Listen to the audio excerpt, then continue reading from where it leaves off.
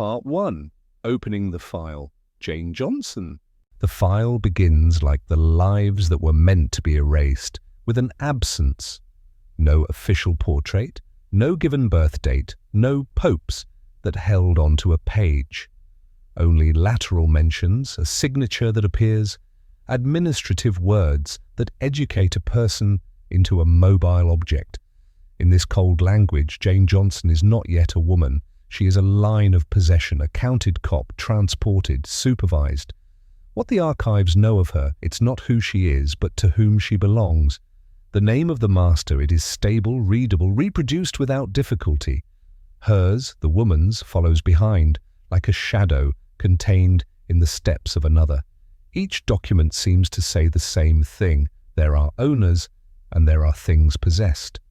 The truth of Jane is suffocated under the vocabulary of acts, receipts, and certificates, a whole apparatus designed to perpetuate respectable injustice.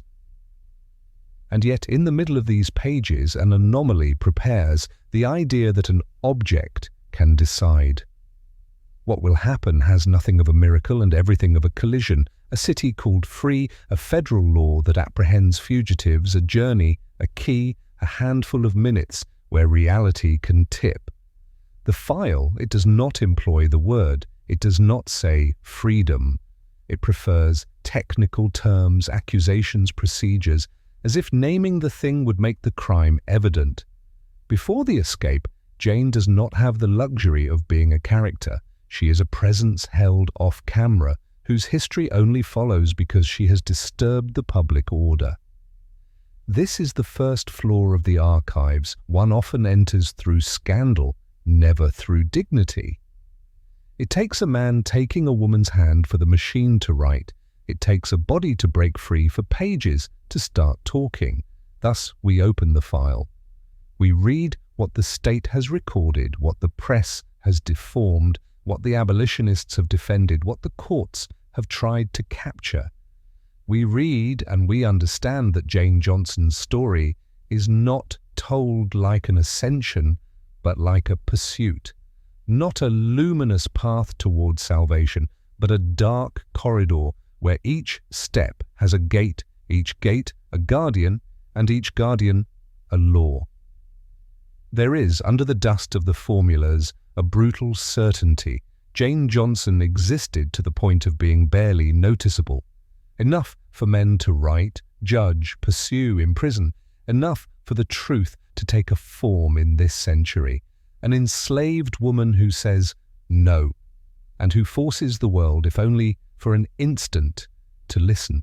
Part 2, to Before the Escape, a life held off camera. Before the key, before the chase, before the cries and the panic of a man who thinks he has lost what belongs to him, there is the grey zone. The place where the archives are silent, or rather, the place where they speak without ever saying the essential. Jane Johnson's life before the escape is not a story. It is a series of partial, dispersed, involuntary prints. She appears because a system has counted her, moved her, used her. She appears not because someone wanted to understand her. In the documents, she is described according to the grammar of possession. Language reduces her. Each administrative formula has a function to normalize what should not be. A woman can be listed like an object, and this simple listing already has the violence of a verdict. One does not ask what she thinks, one does not write what she feels, one does not transcribe her nights. One notes only that she is there, that she can be taken away, that she can be watched, that she can be used. And yet if one listens to this silence like one listens to an empty room, one ends up hearing something, not a clear voice, but a constant passion, a weight, the sensation of a life held on the edge of the abyss with only one possible outcome, being caught at the wrong moment by the wrong guard in the wrong city. Before the escape, Jane lives in a world where security does not exist. There are only degrees of danger, and the law itself, instead of protecting, is a tool of pursuit. In this era, one must comprehend the mechanics. Fleeing is not just a gesture, it is a crime inscribed in advance in the minds of masters. Freedom is not an aspiration, it is a violation of property. The simple idea that a woman can own is already decreed as theft. This is what the social order fabricates, a reality where humans are equated with merchandise, and the desire to live becomes an infraction. Jane, she must survive within this language. She lives amidst words that negate her. And she learns, like many others, to make herself invisible. Invisible in attitude, invisible in voice, invisible in gait. The slightest sign of intention is a risk. The slightest tension in a phrase can be interpreted as insubordination. The slightest lack of submission can trigger a punishment that does not need to be justified. Thus, she advances in life as one advances in a dark corridor by feeling the walls. And at the end of this corridor, there are her children. The slave system comprehends something essential. If you hold a mother by her children, you hold all her aspiration. One can speak of visible chains, of handcuffs, of veiled threats, but the most effective chain is often the one that does not appear on any register, the permanent anguish that they will take away what you love, that they will sell, that they will separate, that they will make disappear without explanation. It is within this logic that the life before is reconstructed. The archives do not provide intimate details, but they reveal the architecture of the past. Jane has children, and these children do not belong to her. She can hold them, nurse them, calm them, but she cannot guard them. Their existence is a variable, a line in an economic and social calculation. The day when an owner decides, childhood changes hands. The maternal bond becomes a provisional tolerance, never a right. One also comprehends what tenir or champ means. It is not only the absence of images, it is the voluntary erasure. A woman like Jane is useful as long as she remains in her place, as long as she does not produce any event, as long as she does not provoke any paper. The system does not document daily suffering because it has no interest in admitting it. It documents only the upheavals, a disappearance, a complaint, a trial. Life, it is left in the shadows as if it did not deserve to be written. But the shadows are not nothing. In the shadows one thinks, one evaluates, one waits, and sometimes one prepares. What one calls escape often begins as a silent accumulation. Observed details, compiled itineraries, memorized habits, the hours, the gates, the faces, the moments where authority lowers its guard. A minute where no one is watching, a fragment of confidence accorded to someone who, he also, knows clandestinity. Jane evolves in a space where free society and slave society touch without becoming confused. Cities can call themselves free, but the men who traffic, they circulate. Administrative borders do not stop violence, they merely displace it. Even far from the deep south, the shadow of capture lingers. The Federal Fugitive Slave Act looms like a promise of forced return, a net stretched over every street. And in that net, anyone can become a witness, an informer, an accomplice. For an enslaved woman, this means one thing: freedom is not a place you arrive at. It is a state you must constantly defend. Even hope is dangerous because it changes the way you walk, the way you speak, the way you look at doors. Hope can betray you. Hope can be seen. So you bury it deep, keep it alive and feed it in secret. It is here that the name Jane Johnson, before the escape, takes on its true dimension. This is not about a heroine sculpted by history. It is about a woman held at the edge of a world that crushes her, yet who continues, despite everything, to organize her breath. The system constructed her as a labor possibility, as a domestic presence, as a possession attached to a white family. But no archive can record what goes on in the mind of a mother who knows her children could be torn away tomorrow. No procedure can measure the value of a night spent imagining routes, doors, outstretched hands. Before the escape, Jane is therefore a deliberate enigma. She has to be. Her survival depends on her ability not to be read, and it is precisely this that makes what follows so unbearable. One day comes when she must, on the contrary, become visible, when she must cross public space with a choice written on her face, when she must accept that men will point at her, name her, claim her, when everything she has learned, keeping silent, hiding, blending in, must transform into one simple and impossible gesture, leaving. And when that day approaches, you can feel it in the archives the way you feel a storm before it breaks. A tension in the sentences, an insistence in the testimonies, a proprietor who doubles his caution, unusual precautions, as if behind the scenes someone already sensed the fatal gap, the one between what the system believes it possesses and what a woman can still decide. This is how the before ends, not with a conclusion but with a compression of time. A life held off camera arrives at the edge of the frame, and when it steps into the frame, it will not be to be told gently, it will be to shatter in a single movement the central illusion of slavery. The idea that a mother can be transported like luggage, without will, without voice, without a future. Part 3, the Master John H. Wheeler, Authority in Transit. You have to look at the man who holds the receipt. In this file, his name is clear, stable, printable, John Hill Wheeler, lawyer, politician, historian, planter, slave owner, a biography that on paper looks like a career. In 1855, he is not just a Southern notable, he is also an official representative, appointed to a diplomatic post in Central America. His presence on the journey is no accident. It is a passage from one world to another, with the state behind him like a seal. In the archives, Wheeler moves the way authority moves, with the certainty that the road belongs to him. He passes through Philadelphia on July 18, 1855, en route to New York to board his ship for the mission. He travels with his family, and with Jane Johnson and her 2 sons.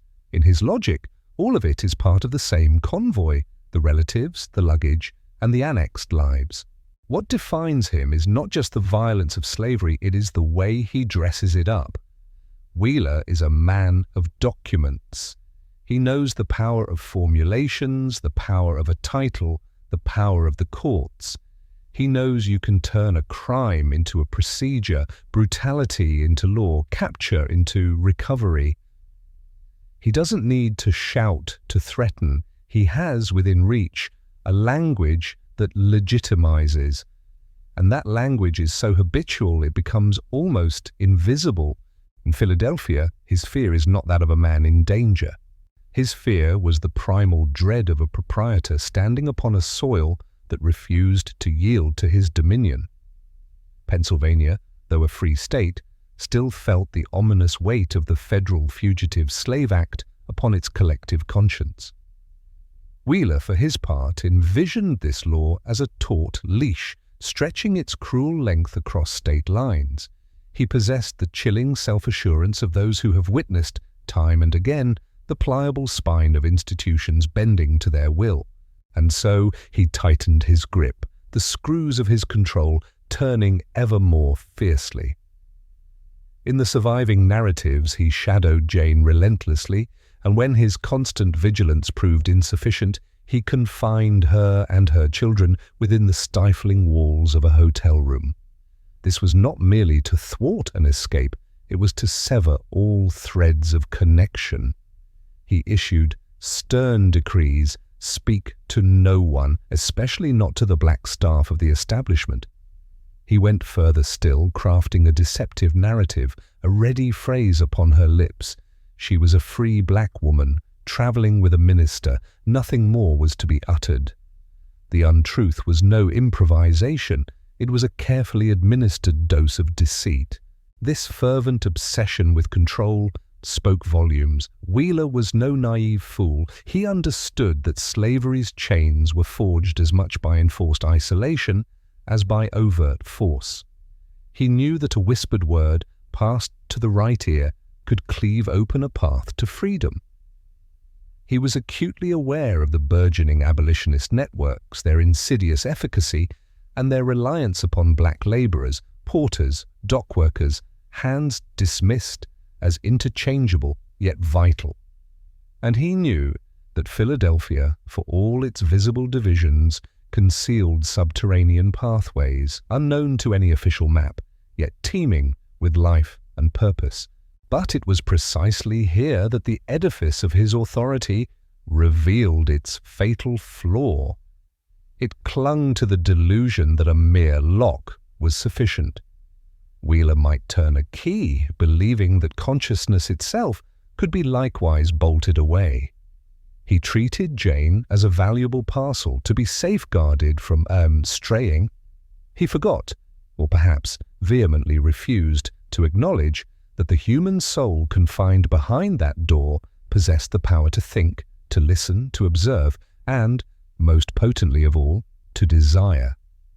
Slavery in its essence was a perverse manufactory of illusions, and its most cunning deception was the belief that free will could be extinguished by force. Wheeler embodied this very illusion with an almost mechanical precision, a chilling, unwavering conviction. He was one of those men for whom social order was not a malleable opinion, but an immutable, rigid architecture. A world wherein a white man might convey a mother and her children as mere extensions of his perceived status, and where the state, at times, would arrive not to challenge such possession, but to solemnly affirm it. When he journeyed to Philadelphia, even as historical records attest, when visiting a kinsman, he moved as though the city itself were but a neutral stage, devoid of consequence, as if free soil were merely a turn of phrase, an abstract concept, rather than a tangible, breathing reality. What rendered the scene even more profoundly somber was the utter banality of his actions: to confine a woman within a hotel room, to forbid her speech, to dictate a fleeting identity. This was no act of derangement, but the mundane routine of a traveling proprietor. The modernity of the 19th century, its hotels, its ferries, its sprawling itineraries, did not soften servitude's harsh contours. Rather, it rendered it mobile. Slavery traversed the land. It rode the trains. It passed through free cities. It reposed beneath clean linens, and everywhere it demanded to be acknowledged, to be respected. Within the dusty archives, Wheeler frequently cast himself as a grievously wronged man. Later, he would lodge complaints, pursue legal action, petition judges, striving to bend the city to his will, to frame Jane's disappearance as a criminal transgression perpetrated against his very person. This was the perennial grotesque inversion. Within this cruel system, a woman's suffering weighed less than the master's frustration. The surviving dossier bears stark witness to the institution's profound capacity to mobilize itself, not to shield a mother, but to redress a loss of property. Yet, in that precise, suspended moment before the pier, before the impending confrontation, Wheeler had not yet tasted defeat. He believed himself master of the situation, holding every thread. He harbored the conviction that the city lay open for his passage, that employees would dutifully obey, that doors would securely bolt, that federal laws awaited him like a second protective skin. He believed that his fear, resided on the correct side of the equation, and yet the fissure had already begun to cleave within that very locked chamber. For domination, by its very nature, cannot brook the free flow of communication. For order, so carefully constructed, rests precariously upon the silence of the subjugated, and that silence at times shatters with the simplest of acts, a word spoken to another. Jane Johnson, though confined and starkly forewarned, performed precisely that which Wheeler had so stringently forbidden. She reached out to a black hotel worker, imparting the fervent message of her desire for freedom. From that moment, Wheeler's authority ceased to be an impenetrable wall. It dissolved into mere scenery, a fragile facade. One might read this passage as a stark portrait of the master, yet such an interpretation would prove woefully insufficient. More profoundly, it stands as a piercing depiction of the master's fervent belief, the unwavering conviction that the world owes him the unbroken continuity of his power, even when he ventures far beyond his familiar dominion. Wheel treats slavery like a drinkable duty, a privilege folded in the pocket of his coat. He traverses a free city thinking that freedom has no teeth. What he ignores, or what he refuses to see, is that the most dangerous archive is not a document. It is a human decision, taken in the shadows and transmitted in a phrase, a will that slips under a closed door, which joins a network, and which prepares the moment when finally the master discovers the unacceptable. On free soil, a woman can stop being his. Part 4, Philadelphia, 18th of July, 1855, The Invisible Border. Philadelphia, 18th of July, 1855. A date that in the archives resembles a simple chronological space, a nail planted in the dry wood of time. But for those who live under the threat of being enslaved, a date is never neutral. It is a threshold, an hour, and a place where life can tip to one side or the other, without warning, without announcement, with only the indifferent face of a city that continues to buy, to sell, to play, to sit at a table. They call Pennsylvania a free state. The word free is pompous, almost religious, as if it were enough to pronounce it to purify the streets. But in 1855, freedom is not a stable condition. It is a disputed zone, a fragile promise threatened by federal laws that cut through borders like knives. The city may pretend to be on the good side, but it is cut through by lines of opposing forces, abolitionists on one side, slave hunters on the other, and, between the two, a silent majority that prefers not to see, not to know, not to be involved. In the registers and journals, one reads names, addresses, institutions. One guesses a moral topography. Here, one helps. There, one denounces. There again, one closes one's eyes because the affairs must not be known. And in the midst of this invisible map, there are the places of passage, hotels, quays, crossroads, gates, embankments, places designed for modern circulation and which become, for the enslaved, hunting zones. The infrastructure of progress is also used to transport servitude. That day, John H. Wheel traverses Philadelphia like one traverses a formality. In his head, the free city is a temporary decor, a passage between 2 points of an official itinerary. He expects to be protected by his status, by habit, by the general complacency towards a respectable man. He does not tell himself that free soil can be something other than a formula. He does not tell himself that an entire city, sometimes, can transform into a trap for the master rather than for the slave. But Jane Johnson, she does not have the luxury of believing in words. She cannot abandon herself to abstract principles. She lives in brutal reality, a door that closes, a guard who watches, a law that authorizes capture, a boat that departs. For her, Philadelphia's Nossalm is not a symbol. It is a window of a few minutes, a narrow, dangerous opening that can close forever if she hesitates. The border is there, precisely there, not on a line drawn on a map, but in the instant when a person understands that they have the moral right to leave, and another person claims the legal right to detain them. It is a border that is not seen, but which cuts existences in two. In a free city, one can walk in full daylight and yet be one step away from forced captivity. The streets do not change, the facades do not change, the windows shine in the same way. But beneath this surface, the struggles never cease. What ends this somber contradiction is that it does not concern only the tribunals or the politicians. It slips into ordinary gestures, into the work of a porter, into the silence of a receptionist, into the gaze of a passerby. Each person that day can become a link of security, a link of capture, or a link of indifference. And indifference here is not neutrality. It is a force that lets the most powerful act without resistance. On the 18th of July, 1855, Philadelphia is therefore not a free city in the comfortable sense of the term. It is a place of fiction, a place where freedom exists, yes, but as a practice, not as a guarantee. She depends on people who write notes, on networks that organize, on cops who place themselves between the police and the hunter.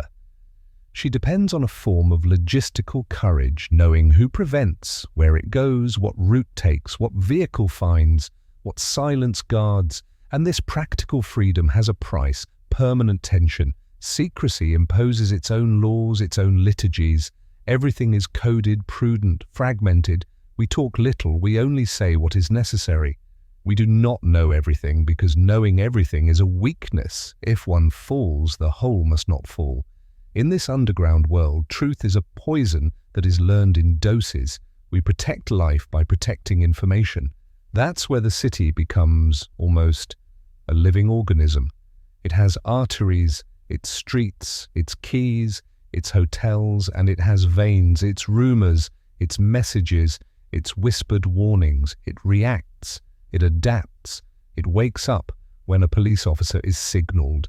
It wakes up also when an opportunity arises. Philadelphia that day is capable of the worst as well as the best because it contains both side by side without anything visibly separating them. For Jane, the most terrifying thing is not the distance to travel, it's the uncertainty that the city will choose, that it will abandon her to federal law, that it will let a respectable man make his property prevail without contest. She knows that an arrest can take place in full light with witnesses who look elsewhere. She knows that the truth, "I want to be free," is not always enough to prevent the chains from being put on. And yet, the invisible border can also play in the other direction. Because a free city, even imperfect, offers something that the South refuses: the possibility of intervention, the possibility that a vigilance committee exists, that abolitionists are already ready, that black workers, those men that social order wanted to reduce to silhouettes, transform into decisive actors. In this landscape, freedom is not a continuous light, it is a flash, but a flash is sometimes enough to reveal the story. On this 18th of July, 1855, the invisible border is everywhere. It is in the hotel room where one tries to contain a will. It is in the corridors where employees circulate who are suspected. It is in the port where a departure can become an escape or a liberation, depending on the mouth that pronounces it.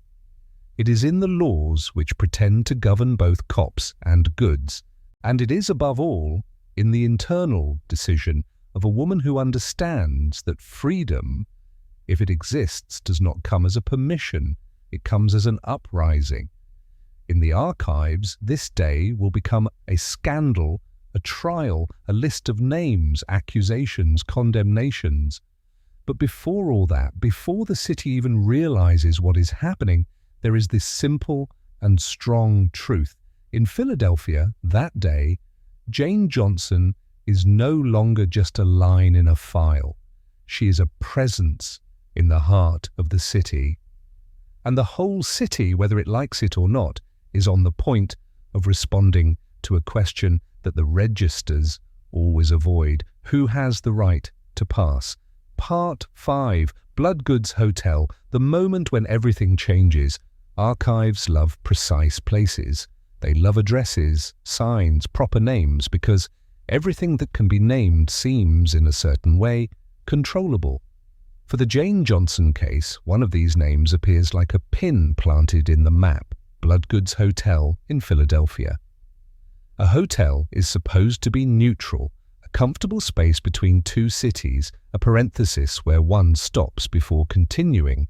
But in this file, the hotel becomes something else, a compression chamber, a place where authority thinks it has willed the world and where, paradoxically, the crack appears. Wheel installs his convoy as one would park a property in transit. He thinks prudently. He gives orders. He imposes silence. He watches Jane Johnson closely, then, at the moment when his vigilance cannot be total, he has her locked up. The words vary according to the sources, but the logic is constant. Prevent contact, prevent the phase that triggers everything, prevent the contagion of liberty, because liberty, for a slave, is not an abstract idea, it is information that circulates, and it is there that the mechanism reveals itself, cold, almost clinical. Jane is locked up, but she is not mute. She is isolated, but she is not alone.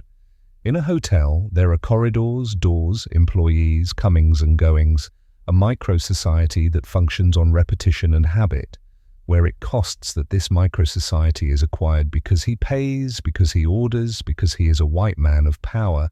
He forgets that she is traversed by other loyalties, black solidarity, the experience of danger, the memory of disappearances. Also, Jane does what the slave owner dreads the most. She uses ordinary infrastructure. She does not escape yet through a spectacular route. She begins with a minimal, almost invisible act. She speaks, or rather, she transmits. She finds a black employee, an improvised message, someone who immediately understands what "I want to be free" means in a city where the law can still condemn you. She does not need a long discourse. She needs a reliable transmission, a link that does not fail. It is here that the moment tips over, and it tips over without noise. In the writings, the scene is not made of open violence, but of a circulation of information. Clandestinity begins as many operations begin, with a message sent to the right place. The man who receives this message, and his name is often less stable in the sources than those of the notables, moves, contacts those he needs to, activates a network that is not romantic, but technical. There are people who know what to do because they have already done it. Liberty, in this case, has nothing of a miracle. It is a competence. In the same hotel, in the same room, he still controls time. He thinks he has won a few hours, perhaps a night. He thinks he is protected by routine. The city is large, the abolitionists do not know, the room is locked, Jane is under key. And yet, at the very moment when he reassures himself, the information is already circulating in the other direction. It leaves the hotel, it traverses the city, it touches men who have learned to read this kind of call like one reads an alarm. What is terrifying is the speed. An interior decision becomes, in a few moments, a collective fact. Jane stops being a locked-up woman to become a public stake. And all this begins in a banal place at the edge of the streets, in a building designed for the anonymity of travelers. The hotel, which was supposed to be a parenthesis, becomes a breach in Wheel's system, because the hotel, despite its doors, does not belong to the master. It belongs to the movement, to the circulations, to the workers, to those who pass and who see. One must understand what this implies. In the slave universe, space is supposed to be hierarchical. Certain people move freely, others move under constraint. Certain people speak, others are silent. Certain orders are executed, others are endured. Bloodgood's hotel that day puts this hierarchy in crisis. Not through an act of force, but through an act of connection. The connection is the natural enemy of slavery. Where the dominated speak, the system trembles, and the moment when everything shifts is not yet the moment of the dock. It is the moment when Jane manages to exist as a subject, if only for 1 second, facing another human being who recognizes her as such, in a phase, in a glance, in a mute agreement. That is where the logic of property begins to unravel, because if someone receives her message as a message, and not as a noise, then Jane is no longer an object. From then on, the tension changes camps. Wheeling, without knowing it, is now pursued by an organization he does not control. He is surrounded by a city whose signs he does not read.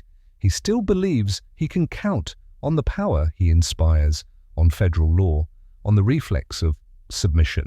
But the power has changed direction. It is no longer Jane who is alone facing the institution. It is Wheeling who, without understanding, has entered a zone where his power can be contested. One could believe that everything depends on a great personality, a leader, a heroic figure. The archives themselves tend to simplify: a name, a cause, a story. But the truth of this moment is darker and more realistic. It is a chain of gestures. An employee who agrees to carry a message, another who knows who to address, a committee that does not hesitate, a city where certain men have already decided that an unjust law is not the last word. And Jane, at the center, does not have the security of a perfect plan. She does not have the certainty of an outcome. She has only this window that she has opened herself at the immediate risk of reprisals. Because if Wheeling discovers the message too soon, he can accelerate the departure, force the gate, use violence. In a world where one imprisons a woman so she does not speak, there is no small risk. There are only mortal risks at variable degrees. This is the shift of Bloodgood's Hotel, a point where the story could have ended without leaving a trace. Jane could have been taken away at dawn, silent, and the file would have contained only lines of transit. But instead, the hotel becomes the place where the clandestine word takes power over the truth, where a imprisoned woman manages to impose her will despite the muscles. And now the machine is launched. The network is organizing. Time is rushing. The city, which had the air of a stage, becomes a field of forces. The minutes count. The next place, the dock, the embankment, the public zone, will be brutal, visible, dangerous. But the truth is already written. The escape does not begin with a move. It begins here in a hotel, in the moment when a female servant ceases to be an end and becomes a starting point. Part 6. The Network. William Still and Passmore Williamson. There exists in the archives a convenient illusion, the idea that escapes are solitary, that a woman opens a door, leaves, disappears, and the world, by distraction, lets her pass. But as soon as one examines a file like Jane Johnson's, this illusion shatters, because freedom here is not a flight, it is an operation, and every operation has its hands, its relays, its rules of silence, its clandestine liturgies. The network does not resemble an army. It has no uniform, no visible flag, no proclaimed general staff. It resembles rather a city that has learned to breathe under threat, a set of doors that one opens without asking unnecessary questions, names that one pronounces in a low voice, itineraries that change. Here is the rewritten text in English according to the original American Standard, keeping the original content and converting all numbers to text, places that are never exactly the same from one week to the next. To survive, secrecy must be fluid, and its force often lies in what is most frustrating for the historian, the voluntary absence of details.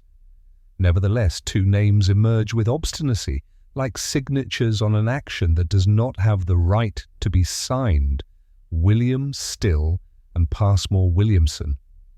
Two different men, two temperaments, two functions, but one same line of fact. That where one chooses to help someone escape their status as an object, even when federal law pretends to transform this help into a crime, William Still is the memory that marches. A black man, born in Philadelphia, at the heart of a world where information saves lives. He is one of those who know how to recognize, in a phrase, the difference between a signal and a false alarm.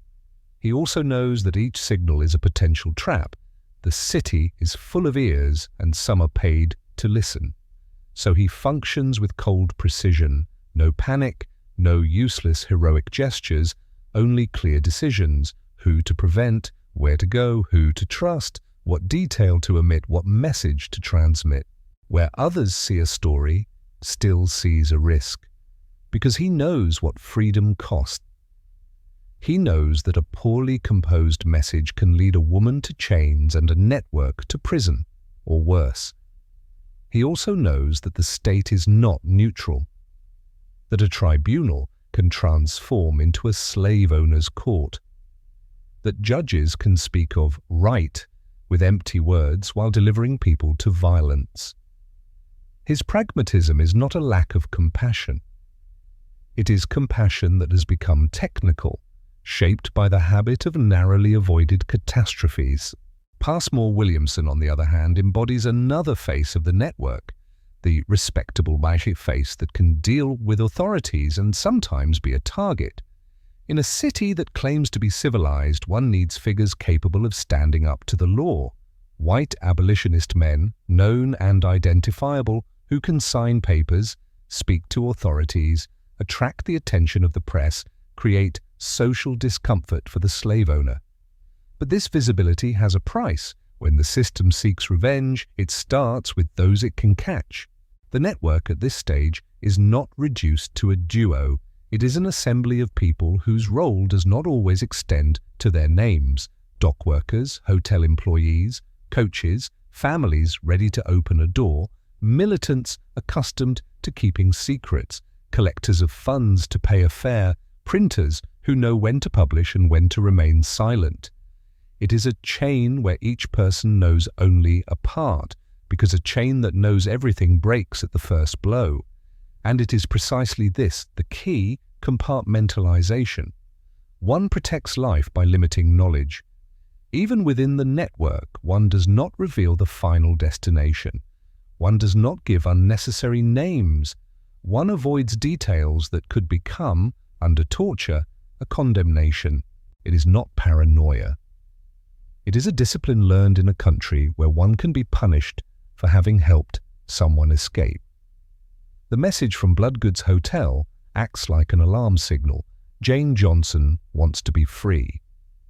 This phrase, in a free city, should suffice, but it does not suffice, because a free city does not prevent a man like Wheeler from trying to catch her, and because federal law, at that time, extends its shadow beyond moral boundaries. The network knows this. It knows that the enemy is not just an angry slave owner, it is the bureaucracy of forced capture, the mechanism of capture disguised as a procedure. So Still and Williamson do not act like legendary characters. They act like operators in hostile terrain. They anticipate the scene at the dock. They know that it is there that possession tries to reassert itself. At the moment of departure, at the moment when a cargo must be transported to another space, safer for the master. They understand that they cannot count on delay. Everything happens quickly, in confusion, in chaos, in the crowd. What the network prepares, it's not just an escape, it's a public uprising. If Jane leaves the hotel, she doesn't leave a device, she enters another. She quits isolation to enter into visibility. And visibility here is dangerous. Being seen is being claimed, being named, being accused of being stolen, even though one is saving themselves. The network knows that the nation will be invested from the first second. The master will claim to be a victim, the woman will be described as a stolen object, and those who help her will be designated as criminals. It's there that the dark dimension of this story is revealed. Even when freedom has a chance, the system preserves the power to sully. It preserves the power to make a crime out of a good deed and a duty out of a crime. Still and Williamson know that if they succeed in getting Jane out, they won't obtain a happy ending. They will obtain a more dangerous beginning, that of the repercussions, because the escape in the archives is not only measured by the disappearance of the victim, it's measured by the consequences, the warrants, the trials, the men imprisoned for having helped, the judges who demand that a woman produce what they couldn't, because production is a condemnation. In this world, compassion can lead to a cell. And certain people know that before acting. So, why act anyway? Because the network is not a moral concept. It's a response to a reality that the law refuses to recognize, a clandestine, imperfect, and risky connection, but sometimes the only possible one. Still acts because he knows the value of a mother and her children beyond the boundaries of property. Williamson acts because, in a city like Philadelphia, pretending to be free without acting is equivalent to being a servant by omission. And behind them, dozens of others act because slavery is not an abstraction. It's a body that's held, a child that's taken, a woman that's imprisoned. At this point in the story, the network is in motion, but nothing is won. There is no certainty, only an opening. A window where audacity can precede the law. Still and Williamson advance towards the port with an acute conscience. In a few moments, the affair will cease to be a whispered message in a hotel corridor. It will become a confrontation in the open. And when the scene erupts, the network can no longer hide behind its screens. It must, for an instant, materialize. A wave of bodies, hands, voices, under maximum risk, intervene publicly against a man who claims to own a woman. It's there, at the water's edge, that the clandestine operation transforms into a historic event, and that the price of the rescue begins to be written in black on white in the archives. Part 7. The dock of the escape in the open. There are moments when history loses its intimacy, when what was whispered in a corridor becomes a public scene, dirty, busy, inevitable. For Jane Johnson, this moment has a location, the dock. And this word, dock, is almost enough to summarize the violence of the era, because the dock is the place where one embarks merchandise, passengers, crates, lives. It's the place where everything is movement, and where one suddenly understands that slavery is also a logistics. The network has done what it had to do. It has extracted Jane from the room. It has led her to the opening, but the opening is not yet freedom. The opening is absolute risk. On the dock, there is no longer any protective silence, and there are no favorable shadows. There is the gaze of others, and the gaze of others, in 1855, is a sword that can serve any camp. The witnesses can help. They can denounce. They can freeze. In a free city, indifference is the most powerful ally of the master. Wheeler has, at that moment, with the certainty of a man who feels wronged. In the writings, he protests, he demands, he affirms his right. He speaks like one speaks when one does not doubt that the law is on his side, and he is not crazy. Federal law, practices, precedents, everything has often given him reason. In this world, a man like Wheeler is used to society confirming his property. He expects the key to be an extension of his house, but the key that day transforms into fact. Because the network is there, and because he has chosen the most dangerous place to act, in broad daylight, in a public space, during a departure. It is not an error, it is a necessity. If Jane had gone with Wheeler, the window would perhaps have closed forever. Once outside of Philadelphia, the authority of the master is enforced. The moral boundaries distance themselves, and capture becomes easier than rescue. The heart of the scene is not a bag for the spectacle. The heart of the scene is a phrase, repeated and echoed in different forms in the testimonies. They tell Jane that here, in Pennsylvania, she can choose. They tell her that she is not obligated to follow. It is not a discourse, it is a key. A word that transforms a mute presence into a decision. And this decision, once pronounced, can no longer be treated as a simple misunderstanding. It is precisely there that slavery reveals its core. It does not support the word of the enslaved person. It can tolerate murmurs. It can tolerate stifled complaints. It can tolerate resignation. But it cannot tolerate a clear will expressed in the public space, because clear will ends absolute property. It ends the entire Gothic architecture. How can one possess someone who says no in front of witnesses? Then the tension explodes. Wheeler tries to prevent the departure. He tries to restrain, to trap, to bring the scene to the logic of seizure. And the network responds not with a grand heroic gesture, but with a minimal and brutal gesture. Time. One must gain a few seconds, only a few seconds. The span of seconds that in an ordinary life is worth nothing, and that in a flight decides everything. The archives speak of 5 dockworkers, black, 5 labourers of the port, who hold Wheeler. This detail is essential because it places the centre of gravity where one often erases it.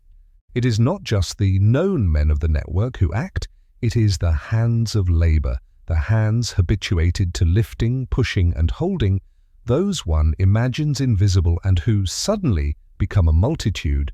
They do not make discourses, they do not write manifestos, they hold a white man long enough for property to escape, and while they hold, another mechanism executes, a vehicle, a rapid displacement, an extraction outside of the field.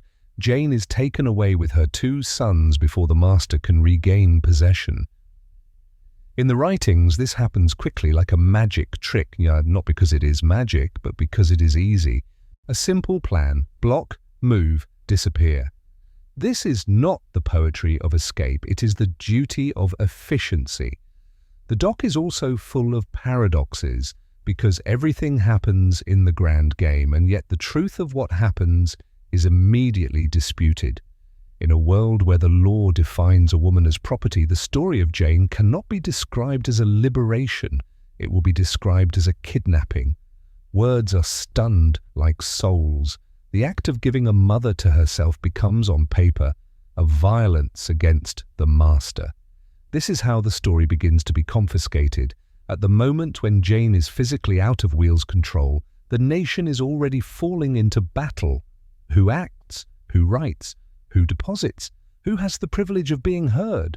The system has an instinctive response. Choose the white man, choose the property, choose the voice that speaks with the assurance of the law. And Jane, she disappears. She must disappear not only to be free, but because being visible at this moment would become capturable. We must measure the dark courage of this scene. Jane does not escape into a void. She escapes into a crowd where each face can be a denunciation. She only knows that violence is close, that the master protests, that the risk of being seized is real. And she knows with her children, this detail is an abyss. A child does not count like an adult. A child cries. A child pleads. A child has little. However, they are taken, because it is accepting a future where they can be taken away at any moment. In the cold memory of the archives, the dock is then cut into accusations. People talk about tumult, assault, theft. Responsibilities are assigned, guilty parties are sought. The system never admits that a woman has simply chosen to leave. It prefers to pretend that she was manipulated, bought, stolen. This refusal is in itself a confession. For slavery to survive, it is necessary to deny the decision-making capacity of the enslaved. But if we return to the exact moment, to the moment without heroism, here is what actually happened. A free city allowed for a few seconds, that a master be contested in public space, that his claim is not immediately sanctified, that black workers stand between him and the woman he claims to possess, and that this woman disappears not as a shadow, but as an incandescent decision. The dock is therefore not only a scene of escape, it is a scene where America sees itself in spite of itself, a country that says freedom and in the same movement tolerates that a mother is taken. A country where a woman must escape in the grand game to obtain what the word free promises on paper. A country where, to achieve a few minutes of truth, it is necessary to risk prison, violence, vengeance. And when Jane finally disappears, the water, the codings, the tumult resume their rhythm. The passers-by continue their journey. The port continues to work. The city continues to breathe. But the file, it, has just changed nature. It is no longer just the story of a woman who wants to be free. It is now the story of a humiliated system that will demand reparation. And this reparation, it does not seek it in justice. He will pursue her with retribution. Beyond the pier, no sigh of relief escapes. No cry of, "We are saved," rings out. There is no end, only another phase, colder, more methodical. For though Jane Johnson has slipped from Wheeler's grasp, she is not yet free. She is hunted. And in the America of 1855, to be hunted means the entire city can transmute into a snare, every window a hungry maw, every handshake concealing a wire's bite. Disappearance begins as a discipline. One does not flee at whim, one does not celebrate, one does not improvise grand, romantic detours. One erases trails, one reconfigures trajectories, one closes doors softly behind, never slamming. The network understands that the adversary need not be clever. Persistence is his weapon, and often the law his ally. This clandestine existence seeks not merely to shield Jane, but to weary the very system until its grip slackens.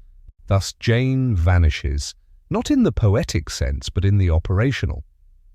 She moves from a public sphere saturated with gazes into a succession of constricted spaces where breath comes thin and shallow. A room, a back chamber, a staircase. A door that swings open without word or reason. A voice that utters, "Hurry." She advances with her two sons as one carries a priceless fragility. Knowing that a cry, a moment's delay, a false turn down a street could shatter everything. No longer is this the hour of daring, it is the hour of meticulous control. The initial act of clandestinity is fragmentation. One does not permit a soul to become a fixed point. One atomizes her into fleeting movements. One renders her unfindable by making her intangible. Vehicles are changed, routes are altered, habits are extinguished before they can even take root. The free city, in its protective embrace, must render itself illegible. And this illegibility extracts a toll. It compels Jane to dissolve, momentarily, into the enveloping shadows. Herein lies the darkest paradox. For survival, a woman must obliterate herself. In a world where her very humanity has already been disavowed, she must embrace a new guise of invisibility, no longer dictated by the master, but mandated by dire necessity. The shadow transforms into a shield, and thus a solemn duty. Silence is no longer mere restraint. It is a vital tactic. To conceal one's destination is no longer a humiliation. It is an impenetrable armor. Even within the network, knowledge is meticulously compartmentalized. Information flows in measured doses. Only enough is divulged to ensure the next step's success, never so much that the capture of one man could unravel the entire tapestry. It is a logic unyielding, almost inhuman, yet forged for salvation. William Still, in this perilous undertaking, embodies this protective rigidity. He unveils no final destination. He segments information. He guards the core secret, even from trusted allies. This is not personal mistrust. It is the grim acknowledgement of a stark reality. Under duress, under arrest, under oath, the human mouth can become a fatal breach. In this unfolding phase, Jane is more than a mere fugitive. She is a walking enigma, a living secret. And a secret to endure demands sacrifices. It demands severance from all semblance of normalcy. It demands hours of waiting in ignorance. decisions made on your behalf, for time brooks no consultation. Des events completely absurd whose meaning escapes you because the meaning belongs to those who hold the complete picture. One protects the mother by depriving her of a part of her control, but gives her the essential, the possibility of being the host of power. The threat, meanwhile, intensifies. Wheeler will not accept it. He will not say, "Too bad." He will try to expand the scene, to make it enter the language of the tribunals, to obtain papers, orders, warrants. And the more he fails to capture Jane physically, the more he tries to capture her natively, by describing the escape as a kidnapping, by fabricating a story where the woman did not choose, where she was stolen, because the idea that she chooses is, for him, unbearable. This is why the disappearance must be total. Not only in space, but in information.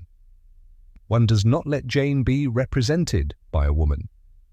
One does not let her children be seen for too long. One cuts the trajectories, one prevents the routines, one eliminates the contacts, and each elimination increases another suffering, isolation. For clandestinity is not a warm refuge, it is a world of constraints, a world where one lives under orders. One must sometimes be immobile when the instinct cries to move. One must sometimes obey strangers because they know where the danger is. One must sometimes accept the absence of answers because each answer is a risk. Jane, who escaped the status of object, finds herself in another form of dispossession, no longer that of the master, but that of the urgency. And it is there that one understands to what extent freedom, in this century, is a fragile construction.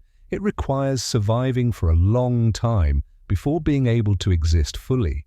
The children complicate everything and give all their meaning to the operation. A network can displace an adult more easily than a mother and two boys. The tears, the fatigue, the hunger, the fear, everything becomes a variable, and yet it is precisely for them that Jane cannot fail. They are the reason and the weight. Each step she takes with them is a step taken against a world that wanted to separate them. Clandestinity takes on a gravity that is both sacred and heavy. Protecting a mother is protecting a lineage, a continuity, a possibility of future that property destroys. And in the archives, this phase is the most frustrating because it is voluntarily obscure. One wanted details, names, addresses, hours, but the details are what kill. The details are what transmitted, allowed the capture. So the story erases itself. Jane disappears from the papers at the very moment when she begins to exist as a person. It is a cruel irony. The more she saves herself, the less she is documented. One can read this disappearance like a defeat, but it is a tactical victory. It proves that the network knows how to do what the state refuses. Consider that a life is worth more than a right of property. It proves that the free city possesses in its interstices a capacity for resistance, and it prepares, without yet saying it, the next violence, the judicial riposte. For when the master cannot capture the woman, he tries to capture the power by punishing those who dared to help. It is thus that the shadow protects, but that it also summons vengeance. Jane is out of sight, and it is precisely this that will inflame the machine of the tribunals, because the institution tolerates the void poorly. It tolerates poorly that one refuses it a body to produce. It tolerates poorly that a woman, reputed possessed, suddenly becomes untraceable, and when the authority cannot seize the object, it seizes the hands that pulled it. The disappearance of Jane Johnson is therefore not an erasure. It is a survival strategy, a clandestine liturgy made of silence, compartments, ephemeral ports, quietly. An act of the invisible, necessary in a country where freedom, for a black mother, often begins with the learning of a fragile wing. To be alive, one must first cease to be traceable. Party 9, Repost Justice as a Net. When a master loses his piece on the board, he looks for another piece. An America of 1855 offers him a perfect piece: federal justice. Not justice as an ideal, but justice as a device. A machine capable of transforming an absence into a crime, silence into outrage, protection into provocation. After the key, Wheeling does not hand over Jane to the authorities like in a fable. He does what men of his kind do. He calls the institution. He claims that the state helps him to recover what the state has, for a long time, considered recoverable. The riposte begins with a simple administrative principle. If Jane is unfindable, then catch those who helped her. In this world, the freed person becomes secondary. The primary objective is to establish the authority of the property owner. And to establish authority, one must punish collective insubordination. One must produce an example. One must prove that even in free soil, even in a town that claims to be moral, helping a woman to flee can cost you your freedom. That is where the net deploys, a writ of habeas corpus. The word sounds noble in the history of law, like a guarantee against arbitrariness. But here it is distorted. It is no longer a bulwark against oppression. It becomes a means of indirect capture. Federal Judge John K. Kane demands that Passmore Williamson produces Jane Johnson and her children before the court. Produce. Like one produces a piece of evidence, like one produces merchandise. As if the body of a woman could be summoned by order of a tribunal, regardless of the danger that awaits her. The choice of terms is already a violence, because it presumes that Jane is an available object, that she is somewhere stored, ready to be exhibited, and above all, that it is legitimate to demand her presence in court, even if this presence could mean being sent back into slavery. In theory, one asks, where is she? In practice, one asks, bring her into the field of law where the law can seize her. Williamson, however, cannot produce Jane, and in certain writings he cannot do so for a reason as simple as it is insurmountable. He does not know where she is. The network has compartmentalized the information, still has kept the destination secret. Secrecy has done what it had to do. But the tribunal does not recognize this logic of survival. The tribunal only recognizes obedience. Williamson is summoned to accomplish the impossible, or rather, he is summoned to betray. And he refuses, or at the very least, he does not give in. He does not give what the institution wants to hear. In another era, this refusal would have been interpreted as the defense of a threatened person. Here, it is qualified as contempt of court, a term that apparently denotes an offense to the dignity of justice. But in this case, it is the institution that is offended by something more insurmountable than an insult, the fact that it does not control the information.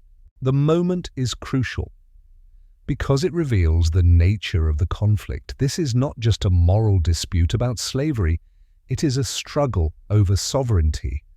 Who commands federal law capable of extending into free states, or the conscience of those who refuse to deliver a woman to its property owner? And when this question arises, federal justice responds in the most predictable way, by imprisonment. Williamson is incarcerated, not for direct violence, but for insubordination, for having refused to participate in the occupation. His cell becomes an additional piece of the file, the proof that the state can punish protection, that a man can be imprisoned because he did not hand over a woman in chains. At this stage, the prosecution no longer targets only Jane, it targets the very idea that a free city can offer effective resistance. We must understand what this means psychologically and politically. By imprisoning Williamson, the system sends a message to the entire city. Going into hiding will not save you from the consequences. Even if the woman is gone, even if the cops are out of power, we can reach you. We can strike your leaders, your visible allies, your respectable figures. And through this strike, we can end any costly solidarity. Judge Kane, in this text, illustrates the way an institution can present itself as neutral while serving a precise moral order. We do not need to declare slavery good. It is enough to treat the property owner as a legitimate plaintiff and the abolitionist as a troublemaker. It is enough to demand the production of a woman as if this request had no implications. It is enough to call dignity of the court what is, in reality, the dignity of power. And while justice casts its net, Jane remains invisible. This contrast is chilling. On one hand, a hidden woman, educated in silence to survive. On the other hand, an imprisoned man become a symbol despite himself, because he cannot, or does not want to, bring her to trial. The woman disappears to be protected, the man becomes visible to be punished. This is the mechanism of imposed sacrifice. The system chooses its targets from those it can seize. This phase transforms the case into a national crisis in miniature. The newspapers take hold of it. The abolitionists denounce the abuse. The supporters of slavery see it as proof that the North is out of control. And at the center, as always, Jane Johnson is treated as a pretext. People debate principles, exchange arguments, and wave texts, while the person most concerned must remain hidden because speaking too soon can get her killed. Justice, in this story, does not appear as a balance.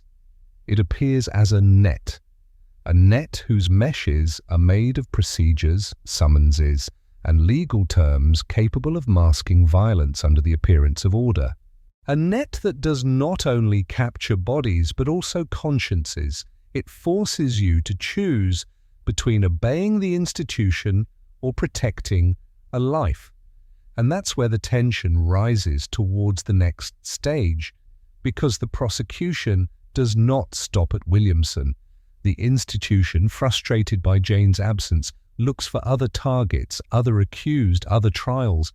And in this whirlwind of procedures, a question remains, simple and monstrous.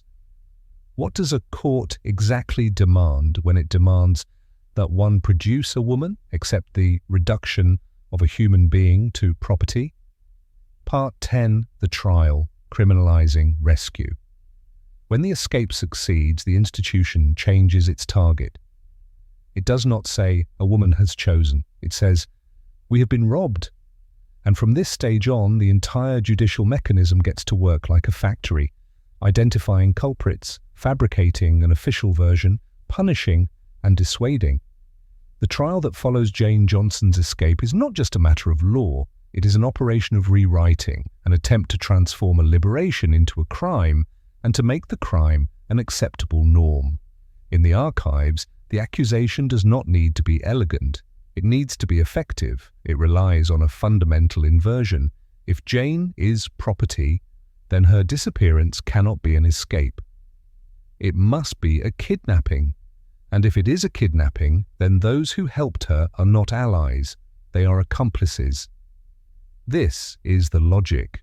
She is simple, brutal, and she only asks for one thing, that everyone accept the initial premise, that everyone accept that a woman can be possessed. From there on, words take power. We talk about riot, aggression, public disturbance. We summon witnesses who describe the turmoil on the quay, the hands that held, the cries, the effervescence. Each detail becomes a soul. A hand placed to prevent a master from seizing becomes violence. A human circle formed to protect a woman becomes plot. A second gained to save a mother becomes attack. Language does what it knows how to do. It transforms the moral act into disorder. This trial also reveals something even darker. The state does not need to catch Jane to take revenge. It just needs to catch the scene. It just needs to seize the visible actors and put them under judicial light. Still, the dock workers, those who can be named, pursued, threatened. The woman, hidden, becomes an accusatory absence. The men, present, become available cops for punishment. The institution always chooses its prey according to ease. And there is another more subtle violence, the way the tribunal fabricates a respectable story for respectable audiences. We do not say slavery as an abyss, we say property rights. We do not say captive, we say occupied. We do not say mother bought, we say servant or detained person. The rhetoric softens the teeth of the trap. It allows men in power, judges, notables, to participate in an oppression without seeing it as such. That is the administrative horror making evil bearable. In this courtroom, in this space where everything seems rational, evasion is dissected as if it were a quarrel. We examine who touched who pushed, who cried, who prevented wheel from advancing. We cut the scene into isolated gestures, and we voluntarily forget the center, Jane. We forget what she was seeking. We forget what her struggle meant. We transform a struggle for existence into a traffic incident. And this cutting is strategic, because if we admit that Jane acted on her own, the whole accusation collapses. So we have to reduce her to the role of a passive victim of a plot. We have to suggest that she was manipulated, excited, trapped. We have to take away her will, even after she has exercised it. This trial is therefore, at its core, a trial against her capacity to be a subject. The presence of William Still in the case adds a burning dimension. Still is not just a name on a list. He is a free black man, an organizer, a living memory of clandestinity. The prosecution is not just pursuing a symbol, that of a black community that refuses to be defined as merchandise. But the system sometimes hesitates between two instincts: punish to intimidate, or punish without exposing its cruelty. Because a trial attracts attention. Attention, in a society already built, can become a boomerang. That's where the dock workers become essential. They are often less celebrated in the collective memory, but they are the ones who incarnate the brutal reality of evasion. They do not have the social protections of a notable abolitionist. They do not have the same capital of respectability. They are black workers, precisely the type of people that the social order is used to treating as available. Pursuing them is to call to the entire city what it costs to physically defy a white proprietor. In the dossier, justice plays its oldest role, disciplining the social body, making one understand that solidarity has a price, that gestures of protection are not celebrated but punished, that the free North is free only on the condition of not openly contesting the economy of slavery. The trial is not only a response to evasion, it is a threat addressed to all those who could begin. And yet, in this mechanism there is a fissure, the necessity for the system to prove, to convince, to produce a credible story. The tribunal can intimidate, certainly, but it still depends on a form of nation. It must make it known that the proprietor is the victim. It must make it known that the public order has been aggressed. It must make it known that the city has been perturbed not by slavery, but by those who oppose it. And this necessity opens a space where the truth can sometimes briefly infiltrate. This is why the trial attracts audiences. It obliges people to listen to the details. It obliges questions to be posed. Why would a woman have been taken away if she did not want to leave? Why was so much judicial energy necessary to bring a person if she was satisfied with her situation? Why would a master, supposed to be in his right, need such institutional violence to establish his right? Each procedure, each convocation, each written page reveals, despite itself, the moral fragility of the system. The danger for Jane is that this battle of stories takes place without her, that people speak of her life as if it were a disputed object, that her name is used to punish other people. And it is precisely this that makes the story so tense. At one moment, the only way to break the inversion is for the absent woman to appear as a voice. not to justify herself before those who pursue her, but to save those who are imprisoned in her name. The trial, therefore, is not a conclusion. It is a transformation of evasion into judicial war. The key was a confrontation of seconds. The tribunal becomes a confrontation of weeks, of papers, of semesters, and justice, instead of being a sentence, reveals itself as a knot. It attempts to unravel the rescue not by capturing the woman, but by criminalizing the very act of having aided her. In this part, America reveals its most methodical face, the one that knows how to suffocate without getting its hands dirty. The one that does not always strike with a whip, but with a summons. The one that does not always cry out, but that writes. And in this world, one thing becomes clear. The freedom of Jane Johnson, if it must survive, will have to confront not only the visible violence of masters, but the slow, legal, respectable violence, the one that presents itself as order when it is only a net stretched over human dignity. Part 11. The testimony of Jane, the veiled woman who inverts the nation. There comes a moment in this type of dossier where silence ceases to be a protection and becomes a danger. Until now, the shadow has saved Jane Johnson. The shadow has kept her out of reach. The shadow has allowed the network to gain time, but the shadow does not protect those who are visible, and now justice has put its hands on them. The tribunals have imprisoned, pursued, threatened. They have transformed evasion into crime, and crime into moral spectacle. They have built an official story where Jane is no longer a person, but a pretext. The kidnapped woman, the stolen property, the proof that abolitionists are troublemakers. In this official story, one thing is missing voluntarily, the voice of Jane. Because if Jane speaks, everything trembles. If Jane affirms that she chose, the accusation of theft collapses. If Jane says she wanted to leave, the idea of a plot becomes a fact. If Jane testifies about her plight, the courtroom ceases to be a place of reasoning and becomes a place of objection. That is why she was kept absent. That is why the institution preferred to construct its story without her. A woman who chooses is a greater threat than a man who resists.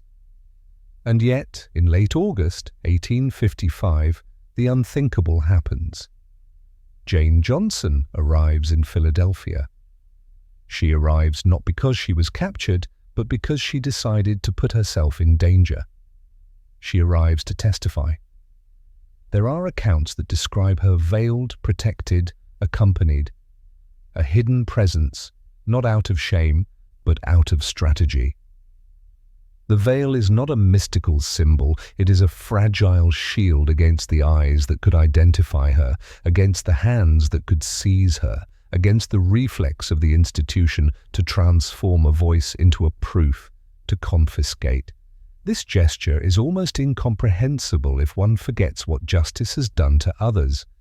Jane does not arrive in a neutral city. She arrives in a city where a proprietor has influence, where a federal court has been prepared to imprison in order to obtain a production where the words duty and property can be turned against her at every moment. She arrives in a space where her simple appearance could trigger an attempt to seize her. She arrives and she knows it. So why arrive? Because the judicial system has not only tried to capture her, it has tried to destroy the very idea of her choice. It has tried to make her liberation pass for a crime committed by others. And especially it has threatened those who took the initial risk, the men of the network, the workers of the dock, those who were visible enough to be pursued. Jane understands one thing: if she remains silent, the judicial machine can win the battle of the story. It can condemn men for a kidnapping that the victim denies.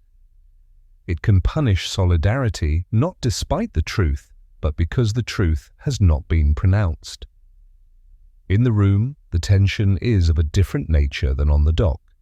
Here, the violence is not in the hands, but in the formulations. The questions seek to entrap the answer. One wants to obtain a phrase that can be used. One wants to reduce complexity to an exploitable line. But Jane arrives with something that justice does not know how to manipulate easily, the simplicity of a will. She says the essential. The exact words vary according to the transcripts and accounts, but the core is constant. She left of her own free will. She wanted to be free. She did not want to return to slavery. In an era where it is claimed that slaves are incapable of deciding, she imposes the most dangerous idea, consciousness. She does not present herself as a kidnapped victim, but as a woman who seized an opportunity to live freely. This reversal is brutal. It changes the moral status of the entire scene. If Jane chose, then the rescue is no longer an act, it is assistance. If Jane chose, then the original violence is not that of the dock, it is that of slavery itself, this violence that the court tries not to acknowledge. If Jane chose, then Wheel is no longer a dispossessed man, he is a contested man. A man to whom what society had promised him has been refused, and it is precisely this that justice tolerates poorly, being contested by the person it treats as an object. In the archives, the moment is often recounted with a mixture of fascination and discomfort. A black woman, former slave, who stands before men invested with authority and who affirms her choice. A woman whose entire life has been constructed so that she would not have a self, and who nonetheless says, I. This I is not only a personal declaration, it is a political act. An act that exposes the falsity of the official narrative, but one must not idealize the scene. Jane testifies in a hostile environment where each word can be turned against her. She is not protected by a just society. She is protected by people, by arrangements, by precautions. Her freedom is precarious.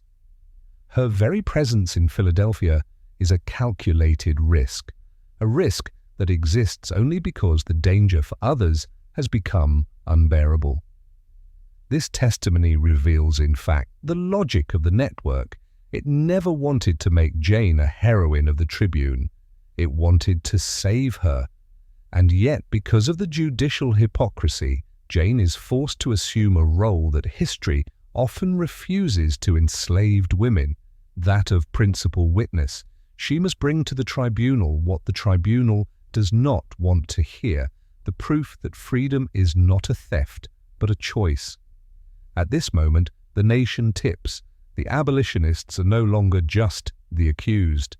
They become, in the eyes of numerous observers, men who have helped a woman to exercise her most basic human right, not to be possessed. The charges of abduction become fragile. The courtroom, designed to enclose a truth, finds itself invaded by an evidence difficult to erase. One cannot kidnap someone who consents to leave. But the institution does not let go so easily. It can lose a judicial battle and win a minor battle. It can admit half-heartedly that Jane was not abducted, while continuing to punish those who have defied the order. It can continue to exert federal pressure. And it can, above all, force Jane to become a shadow as soon as she has spoken. Because a too visible witness becomes a target, this is the final lesson of this part. Jane must appear to save herself, then disappear to survive. She must be a voice, then become silent.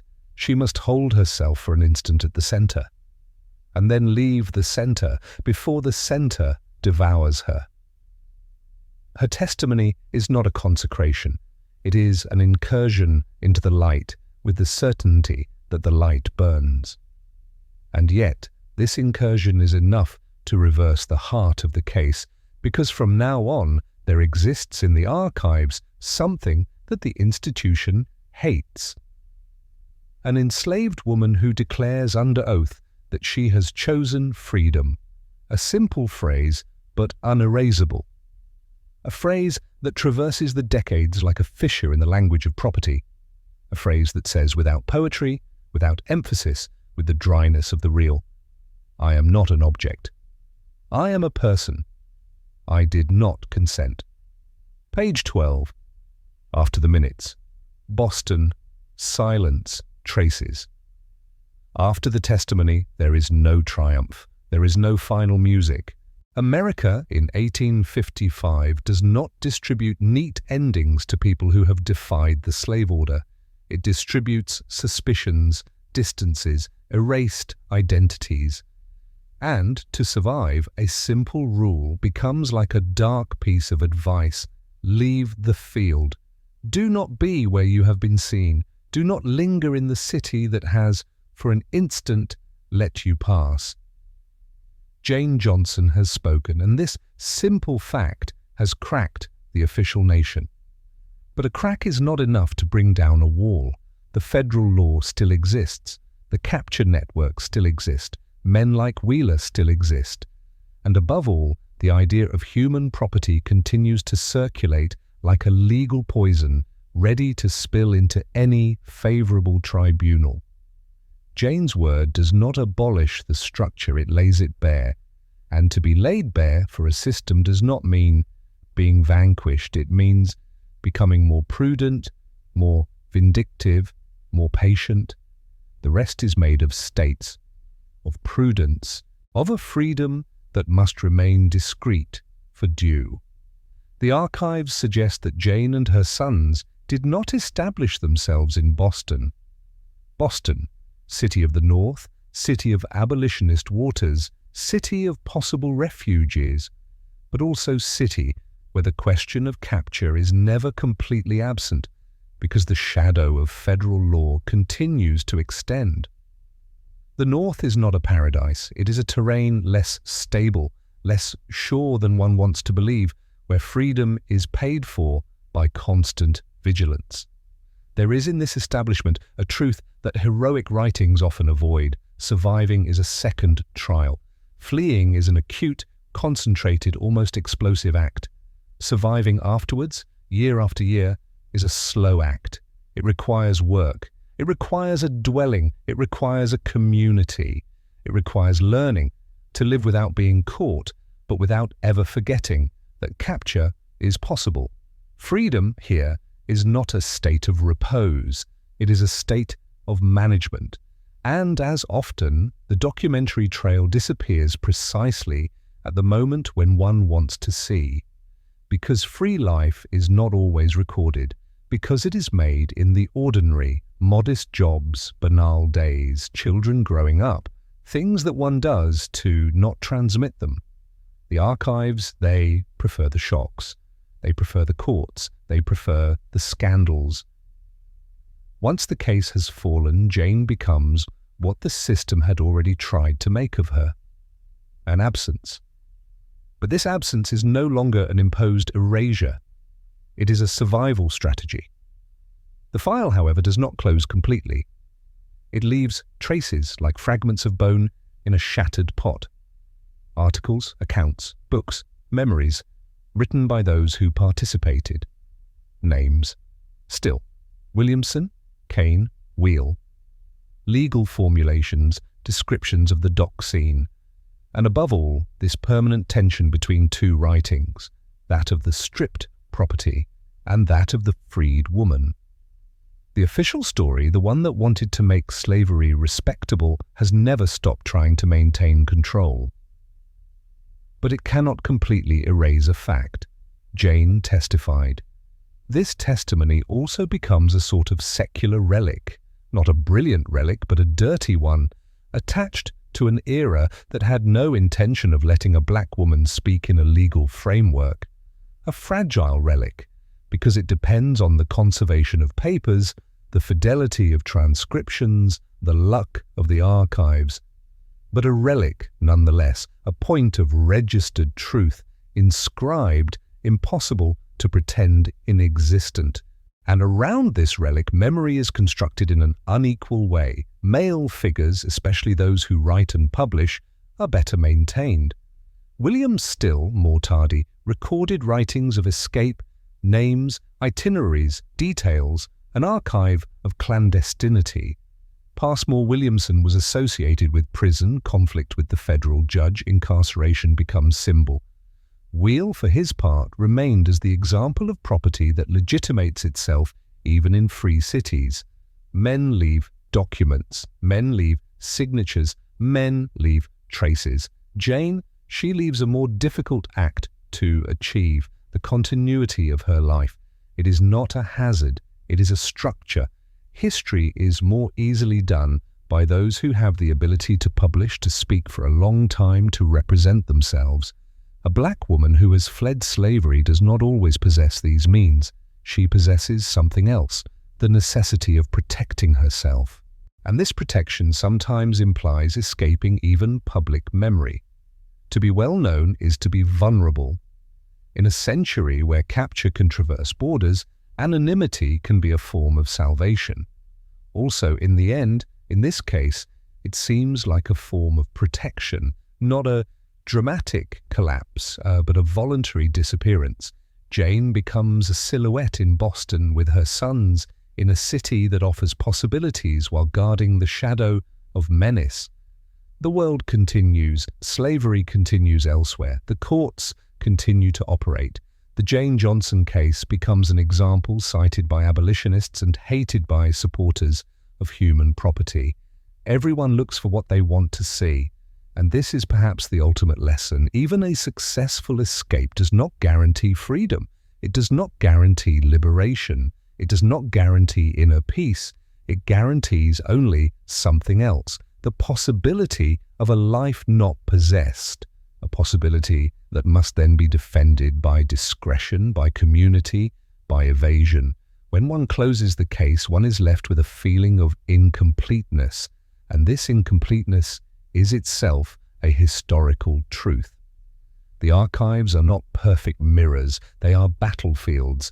They show what power has orchestrated, and they sometimes leave, by accident, a space where the voice of the oppressed can be heard.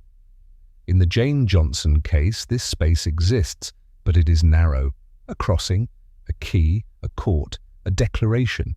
And the final question is not only what became of Jane. The final question is larger, colder, more accusatory. How many other women have disappeared without a case, without a witness, without any possible trace? How many have fled without the judicial machine considering it useful to produce a paper because no respectable person was involved? How many have been erased without noise, without a trial, without scandal, and therefore without a trace? Jane Johnson, she has left a scandal, and it is precisely this scandal that has left an opening in the archives, a breach through which one can still see today the mechanism of the 19th century, human property disguised as right, solidarity criminalized, liberty reduced to a matter of minutes, then to a life of prudence. And if the case seems like a dark tale, it is because it repeats the same lesson ceaselessly. In a world where the law can serve capture, liberty is not a granted state. It is something achieved, defended, hidden, transmitted, by hands, by networks, by a mother who dared to say, "I want to be free," and who, afterwards, had the terrible intelligence to become invisible to stay alive.